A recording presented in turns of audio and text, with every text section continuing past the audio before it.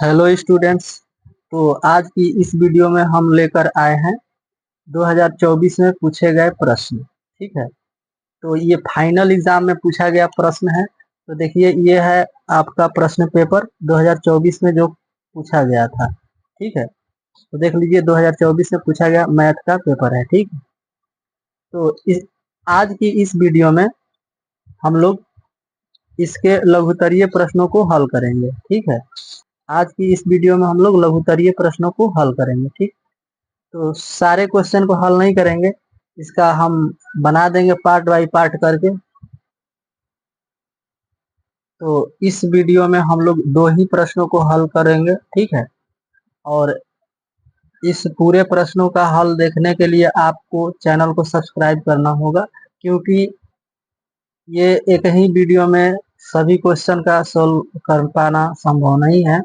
इसलिए हम इसका पार्ट 1 पार्ट 2 इसी प्रकार से करके 30 प्रश्न है, तो एक वीडियो में 2 ही प्रश्न कराएंगे। ठीक है, तो आप चैनल को सब्सक्राइब कर लीजिए, जिससे आपको यह पता लगे कि हमारे चैनल पर वीडियो अपलोड हो गया है कि नहीं हुआ है। ठीक है, तो यही देखने के लिए आप हमारे चैनल को सब्सक्राइब कर लीजिए, और आपको इस पर रूल्स के साथ बेसिक भी बताया जाएगा। ठीक है,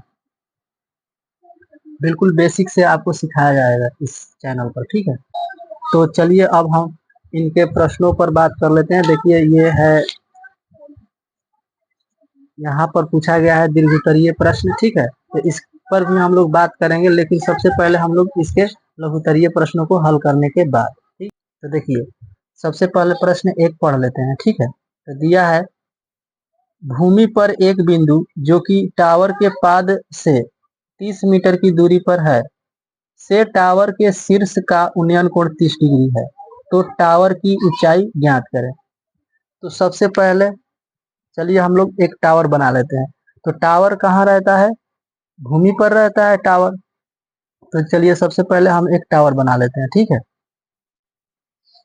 तो देखिए, हम लोग मान लेते हैं कि ए बी यहाँ पर क्या है, ए बी एक टावर है। ठीक है, जो कि भूमि पर खड़ा है, और ये है भूमि, बी सी क्या है, भूमि है, और भूमि पर एक बिंदु क्या लिया गया है, बिंदु सी लिया गया है। ठीक है, तो यहाँ से हम लोग क्या करेंगे, इस टावर के शिखर को हम लोग यहाँ से मिला देंगे। ठीक है, तो यहाँ पर जो बनेगा वो उन्नयन कोण बनेगा। तो चलिए इसको मिला लेते हैं।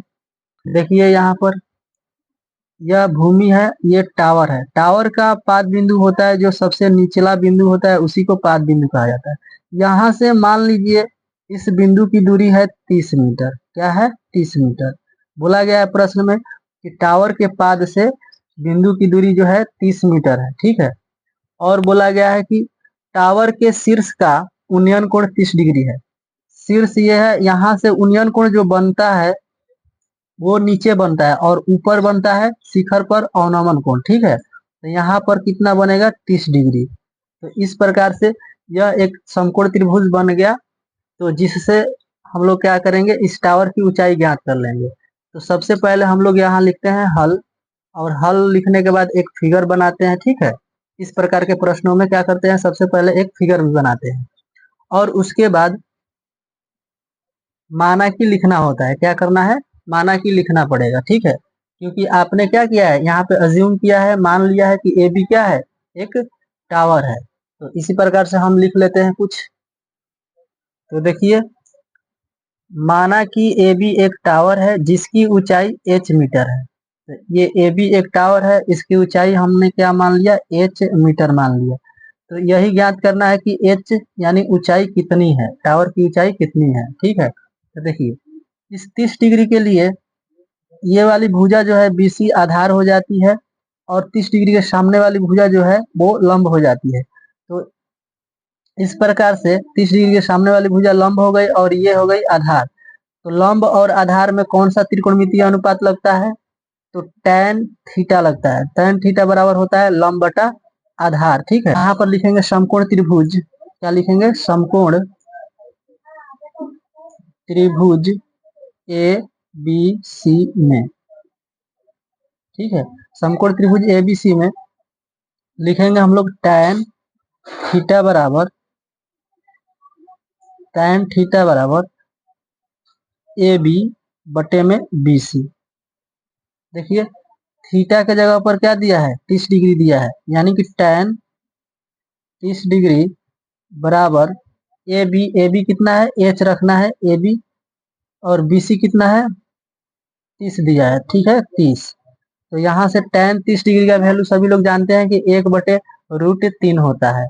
कितना होता है tan 30 डिग्री का वैल्यू, 1/√3 होता है, 1/√3 बराबर H/30, ठीक है। तो यहाँ से देखिए क्या मिल गया, यहाँ से मिल गया H में √3 में गुना कराते हैं तो H√3 हो जाएगा, ठीक है। और यहाँ 30 में 1 में गुना कराएंगे तो 30 एकम 30, ठीक है।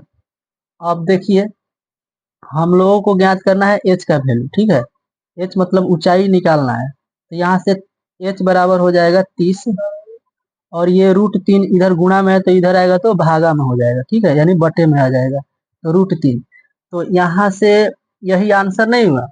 तो देखिए जब हम लोगों को दिखता है कि हर में अपरिमेय संख्या है तो उसको परिमेय बनाने की कोशिश करना है, ठीक है। तो देखिए आगे हम लोग इसका हर का परिमेयकरण करा लेंगे, ठीक है। तो देखिए परिमेयकरण कैसे किया जाता है, H बराबर 30 बटे में √3।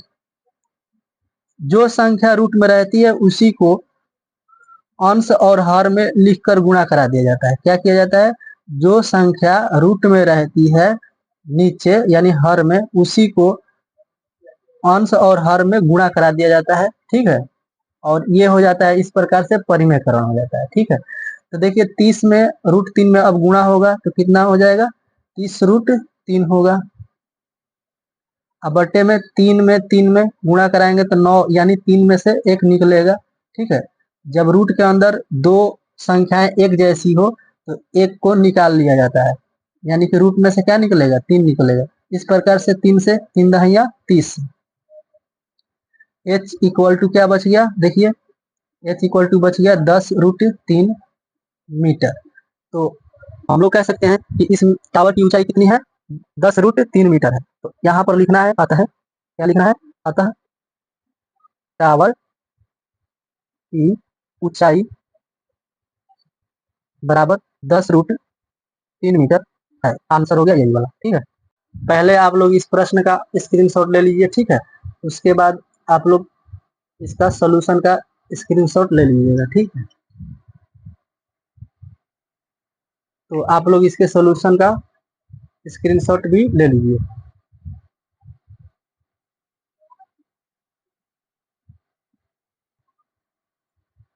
तो स्टूडेंट्स अब देखते हैं हम लोग इसका दूसरा प्रश्न, ठीक है।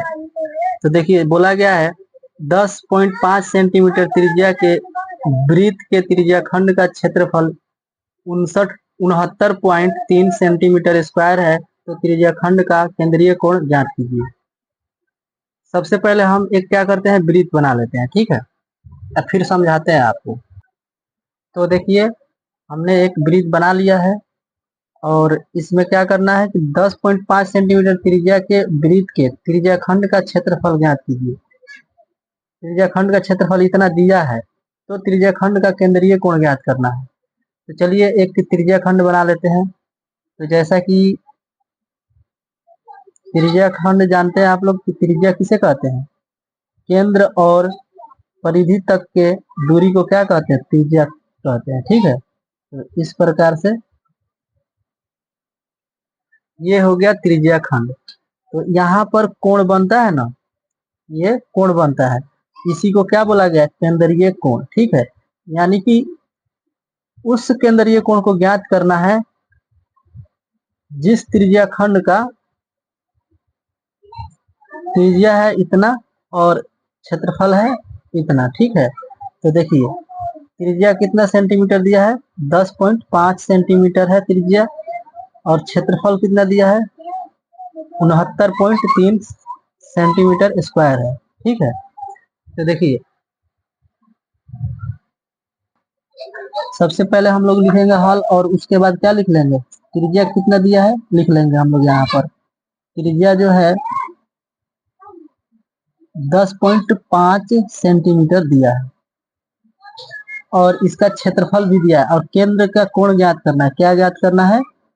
केंद्र का कोण ज्ञात करना है। तो यहाँ पर लिख लेंगे कोण इक्वल टू व्हाट। तो चूंकि हम लोग जानते हैं कि वृत्त के त्रिज्याखंड का क्षेत्रफल कितना होता है, त्रिज्या। तो देखिए त्रिज्याखंड का क्षेत्रफल दिया है 69.3। ठीक है, तो हम लोग जानते हैं कि त्रिज्याखंड का क्षेत्रफल होता है थीटा बटा 360 गुणे पाई आर स्क्वायर होता है। ठीक है, तो देखिए यह भी क्षेत्रफल है और यह भी क्षेत्रफल है, तो ये दोनों आपस में बराबर होंगे। ठीक है, देखिए थीटा का मान नहीं दिया है, यही ज्ञात करना है। ठीक है, थीटा बटा 360 गुणे पाई का मान कुछ नहीं बोला है रखने के लिए, तो हम लोग यहाँ पर खुद से रख लेंगे 22/7। क्या रख लेंगे? 22/7 रख लेंगे। आर स्क्वायर दिया है, यानी आर स्क्वायर का वैल्यू रखेंगे, यानी आर कितना दिया है? 10.5। तो 10.5 को 2 बार लिख लेंगे, 10.5 गुणे 10.5। ठीक है, इधर 59.3। तो देखिए यहाँ पर ये 7 से कैंसिल हो जाएगा। ठीक है, 7 एक बार में जाएगा 7 से, फिर दशमलव है, दशमलव 7 पचे 35। ठीक है, 15 7 105 होता है ना। ठीक, तो देखिए थीटा का मान ज्ञात करना है, तो थीटा को इधर रख लेंगे अपने स्थान पर और इधर जो है 69.3। अब देखिए यहाँ पर ये संख्या बटा में है, तो उधर जाएगा तो गुणा में हो जाएगा, यानी 360 जो आएगा इधर अंश में हो जाएगा। और देखिए ये अंश में है तो इस साइड आने पर क्या होगा? हर में हो जाएगा, यानी 22।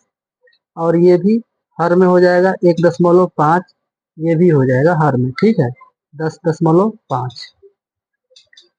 अब यहाँ से मिलेगा हमें थीटा का मान। ठीक है, तो देखिए देख लेते हैं कटेगा कि नहीं कटेगा कुछ। तो देखिए यहाँ से दशमलव को हटाते हैं तो ऊपर गुणा लगा के 1 लगाएंगे और इस दशमलव के बदले 1 रहेगा और दशमलव के बाद जितनी संख्या रहती है उतना 0, यानी एक संख्या है तो 1 क्या रखेंगे? यहाँ पर 0 रखेंगे। ठीक है, इसको भी हटाएंगे तो गुणा लगाकर क्या करना है? 1 देना है दशमलव के स्थान पर और दशमलव के बाद एक संख्या, एक अंक है तो एक 0 लगाना है। ठीक है, और यहाँ से देखिए यहाँ भी आ जाएगा। अगर ऊपर से दशमलव हटाएंगे तो नीचे उसके बदले में संख्याएं बैठाना है। ठीक है, देखिए दशमलव हटेगा 1 बैठेगा, दशमलव के बाद अंक है, एक अंक है तो एक 0 बैठेगा। ठीक है, अब देखिए 693 हो गया, यहाँ गुणे 360 है और गुणे 10 गुणे 10 है, बटे में कितना है? 22 गुणे 15 गुणे 105 गुणे 10। तो यहाँ से देखिए 10 से 10 कैंसिल हो गया। ठीक है, और देखिए ये 15 से कटेगा, 15 दूनी 30 और 15 दूनी 30 बचेगा 60 और 15 पाँचे नहीं 15 चौके 60, 15 चौके 60। ठीक है, अब देखिए ये 22 से तो नहीं कटेगा कोई। देखिए ये कटेगा 5 दूनी 10, 5 दूनी 10, 5 एकम 5। देखिए फिर कटेगा ये 3 आठे 24, 3 साते 21। ठीक है, और देखिए इस 7 से ये भी कटने वाला है, 7 9 63 और 69 में से 63 घटाएंगे तो 6 बचेगा, 6 के पीछे 3 लगेगा, यानी 63, 7 9 63। ठीक है, तो यहाँ हो गया 99। देखिए 11 के पहाड़े से 11 दूनी 22, 11 9 99। ठीक है, तो यहाँ से मिला कितना? देखिए लिख लेते हैं 9 8 और 2, क्या बचा है ऊपर? देखिए इस 2 से ये 2 भी कैंसिल हो जाएगा। ठीक है, तो 9 गुना 8 बचा। ठीक है, कितना आया है? थीटा का मान 9 गुना 8। तो इस प्रकार से 9 गुना 8 आया, तो थीटा का वैल्यू कितना हो गया? 9 8 72, 72 डिग्री। तो इसका फाइनल आंसर क्या हो गया? 72 डिग्री। ठीक है, तो स्टूडेंट्स आप लोग इसका स्क्रीनशॉट ले लीजिए और इस वीडियो में बस 2 ही प्रश्न। ये है पार्ट 1, इसका पार्ट 2 आएगा तो उसमें भी 2 प्रश्न हल करा दिए जाएंगे। ठीक है, तो देखिए इसका भी स्क्रीनशॉट ले लीजिए। आप लोग चैनल पर बने रहिए। तो इस वीडियो में इतना ही। अगले वीडियो में तीसरा और चौथा प्रश्न हम लोग हल करेंगे।